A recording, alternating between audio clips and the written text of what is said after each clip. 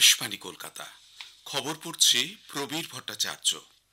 আজকের বিশেষ বিশেষ খবর হলো, কেন্দ্রীয় মন্ত্রিসভা আসন্ন আদমশুমারিতে জাতিভিত্তিক গণনা অন্তর্ভুক্ত করার সিদ্ধান্ত নিয়েছে। মন্ত্রিসভা শিলং থেকে শিলচর পর্যন্ত একটি মহাসড়ক প্রকল্পের অনুমোদন দিয়েছে। আখের ন্যায্য ও লাভজনক মূল্য নিশ্চিত করতে কুইন্টাল পিছু ৩৫৫ টাকা ধার্য করেছে। প্রধানমন্ত্রী নরেন্দ্র মোদীর সভাপতিত্বে ৪৬তম প্রগতি বৈঠকে ৮টি গুরুত্বপূর্ণ প্রকল্পের অগ্রগতি পর্যালোচনা করা হয়েছে। প্রধানমন্ত্রী আজ মুম্বাইতে world audio visual entertainment summit ওয়েবসের উদ্বোধন করবেন। বাংলাদেশে সুপ্রিম কোর্টের আপিল বিভাগ গতকাল রাষ্ট্রদ্রোহ মামলায় চিন্ময় কৃষ্ণ দাস ব্রহ্মচারীকে জামিন দেওয়ার হাইকোর্টের আদেশ স্থগিত করেছে। চেন্নাইয়ে গতকাল আইপিএল এর ম্যাচে পাঞ্জাব কিংস ৪ উইকেটে চেন্নাই সুপার কিংসকে পরাজিত করেছে। আজ রাজস্থান রয়্যালস মুম্বাই ইন্ডিয়ান্সের বিরুদ্ধে খেলবে। আসছি বিস্তারিত খবরে। কেন্দ্রীয় মন্ত্রিসভা আসন্ন আদমশুমারিতে জাতিভিত্তিক গণনা অন্তর্ভুক্ত করার সিদ্ধান্ত নিয়েছে। প্রধানমন্ত্রী নরেন্দ্র মোদীর পৌরোহিত্যে রাজনৈতিক বিষয়ক মন্ত্রিসভা কমিটি এই বিষয়ে সিদ্ধান্ত নেয়। গতকাল নতুন দিল্লিতে মন্ত্রিসভার বৈঠকের পর তথ্য সম্প্রচার মন্ত্রী অশ্বিনী বৈষ্ণব একথা জানিয়েছেন।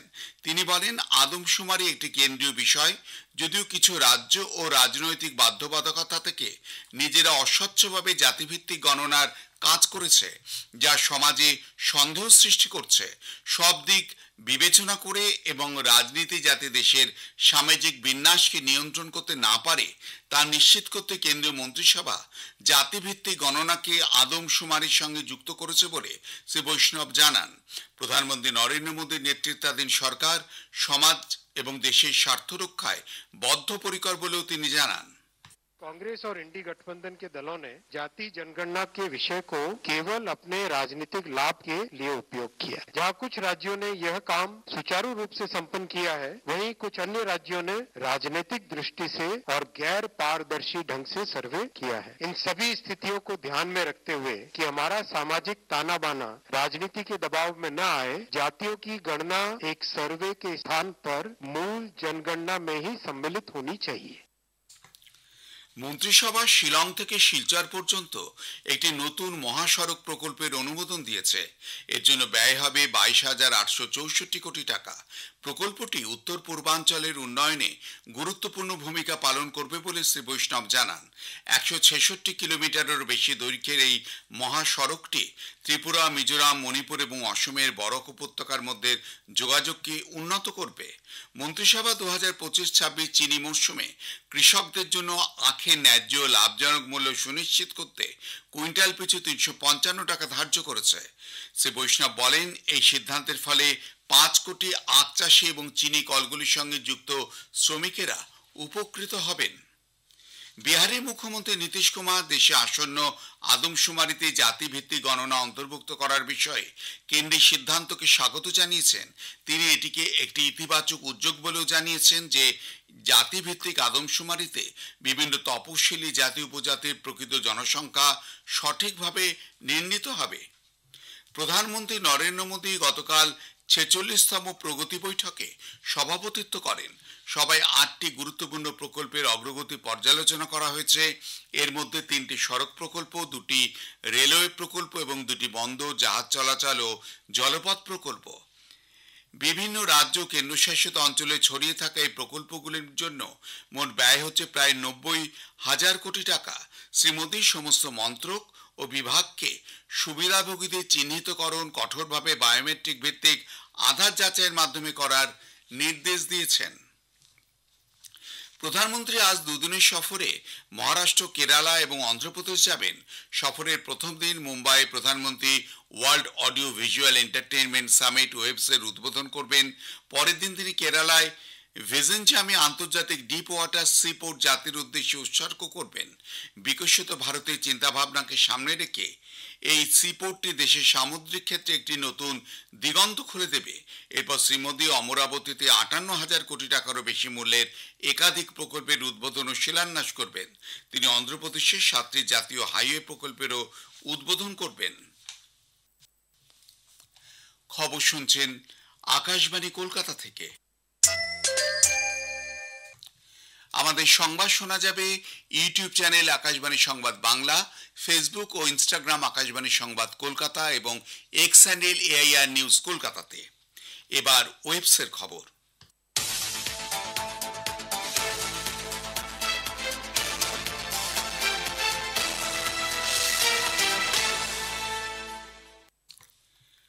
প্রধানমন্ত্রী নরেন্দ্র মোদী আজ ভারতের প্রথম world audio visual entertainment summit WAVES এর উদ্বোধন করবেন।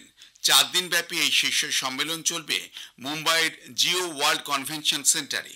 বিনোদন ও অডিও ভিজুয়াল শিল্পের ভবিষ্যৎ নিয়ে বিশ্বস্তরে আলোচনার দিক উন্মোচন করবে এই সম্মেলন।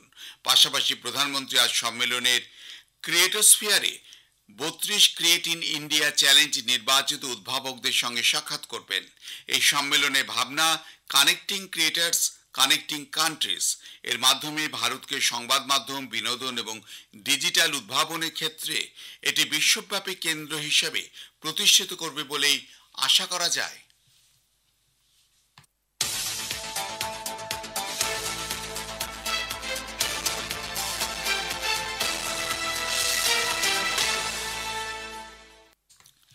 প্রতিরক্ষামন্ত্রী রাজনাথ সিং আগামী 9 মে রাশিয়ার বিজয় দিবস স্মরণের কুচকাওয়াজে যোগ দিতে মস্কো যাবেন।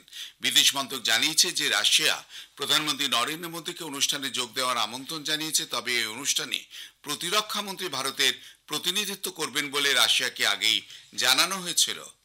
ভারতীয় সেনা সামরিক অভিযান বিষয়ক মহানির্দেশক DGMO পাকিস্তানি DGMOর সঙ্গে কথা বলেছেন এবং নিয়ন্ত্রণ রেখা বরাবর পাকিস্তানের পক্ষ থেকে বিনা প্ররোচনায় কোনো রকম নিয়ম লঙ্ঘনের ব্যাপারে সতর্ক করেছেন। প্রতিরক্ষা সূত্রে জানা গেছে, পূর্বস্থাপিত সামরিক হটলাইনের মাধ্যমে দুপক্ষের মধ্যে কথা হয়েছে। ভারতীয় আধিকারিকদের পক্ষ থেকে বিষয়টিকে বিনা প্ররোচনায় পাকিস্তানের পক্ষ থেকে যুদ্ধবিরতি লঙ্ঘন বলেও উল্লেখ করা হয়েছে। বাংলাদেশে সুপ্রিম কোর্টের আপিল বিভাগ গতকাল রাষ্ট্রদ্রোহ মামলায় বাংলাদেশ সম্মিলিত সনাতন জোটের মুখপাত্র প্রাক্তন ইসকন নেতা চিন্ময় কৃষ্ণ দাস ব্রহ্মচারীকে জামিন দেবার হাইকোর্টের আদেশ স্থগিত করেছে। বিচারপতি রেজাউল হক সরকারি আপিলের শুনানির জন্য তারিখ নির্ধারণ করেছেন। এর আগে বিকেলে হাইকোর্ট মামলায় চিন্ময়কে জামিন মঞ্জুর করেন বলে United news of Bangladesh UNB জানিয়েছে। বিচারপতি আতোয়ার রহমান এবং বিচারপতি আলী রেজার বেঞ্চ এই আদেশ দেন।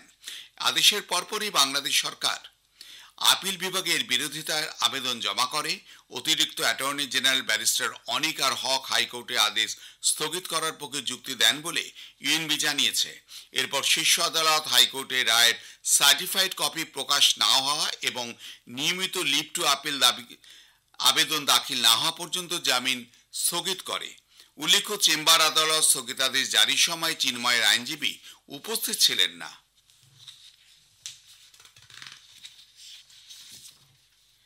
অ্যাঙ্গোলার রাষ্ট্রপতি জোয়াও ম্যানুয়েল গনকালভেস লরেনকো 4 দিনের সফরে আজ নতুন দিল্লি আসছেন। তার সঙ্গে থাকবেন একটি উচ্চ পর্যায়ের প্রতিনিধি দল। রাষ্ট্রপতি লরেনকোকে রাষ্ট্রপতি দ্রৌপদী মুর্মু এবং প্রধানমন্ত্রী নরেন্দ্র মোদীর সঙ্গে প্রতিনিধি পর্যায়ে আলোচনা করবেন। দ্বিপাক্ষিক সম্পর্ক জোরদার করার লক্ষ্যে তার এই সফর। চেন্নাইয়ে গতরাতে IPL এর ম্যাচে পাঞ্জাব কিংস 4 উইকেটে চেন্নাই সুপার কিংসকে পরাজিত করেছে। জয়ের জন্য 191 রানের লক্ষ্য নিয়ে ব্যাট করতে নেমে পাঞ্জাব 2 বল বাকি থাকতে 6 উইকেটে প্রয়োজনীয় রান তুলে নেয়। শ্রেয়স আয়ার 72, প্রভসিমরন সিং 54 রান করেন। চেন্নাই করেছিল 190 রান। 88 রান করেন সাম কারেন। পাঞ্জাবের যুজবেন্দ্র চাহাল হ্যাট্রিক সহ 4টি উইকেট নেন। শ্রেয়স আয়ার ম্যাচে সেরা হয়েছেন। পাঞ্জাব 10 ম্যাচে 13 পয়েন্ট নিয়ে পয়েন্ট তালিকার দ্বিতীয় স্থানে এসেছে। রাজস্থান রয়্যালস মুম্বাই ইন্ডিয়ান্সের বিরুদ্ধে আজ খেলা হবে জয়পুরের সোয়াই মানসিং স্টেডিয়ামে সন্ধ্যে 7:30টায়। শেষ করার আগে খবরে বিশেষ কিছু অংশ আরও একবার। কেন্দ্রীয় মন্ত্রিসভা আসন্ন আদমশুমারিতে জাতিভিত্তিক গণনা অন্তর্ভুক্ত করার সিদ্ধান্ত নিয়েছে। মন্ত্রিসভা শিলং থেকে শিলচর পর্যন্ত একটি মহাসড়ক প্রকল্পের অনুমোদন দিয়েছে। আখের ন্যায্য লাভজনক মূল্য নিশ্চিত করতে কুইন্টাল পিছু 355 টাকা ধার্য করেছে। প্রধানমন্ত্রী নরেন্দ্র মোদীর সভাপতিত্বে 46তম প্রগতি বৈঠকে 8টি গুরুত্বপূর্ণ প্রকল্পের অগ্রগতি পর্যালোচনা করা হয়েছে। প্রধানমন্ত্রী আজ মুম্বাইতে world audio visual entertainment summit ওয়েবসের উদ্বোধন করবেন। খবর শেষ হলেও পরে খবর জাতীয় সংবাদ 7টা 25 মিনিটে।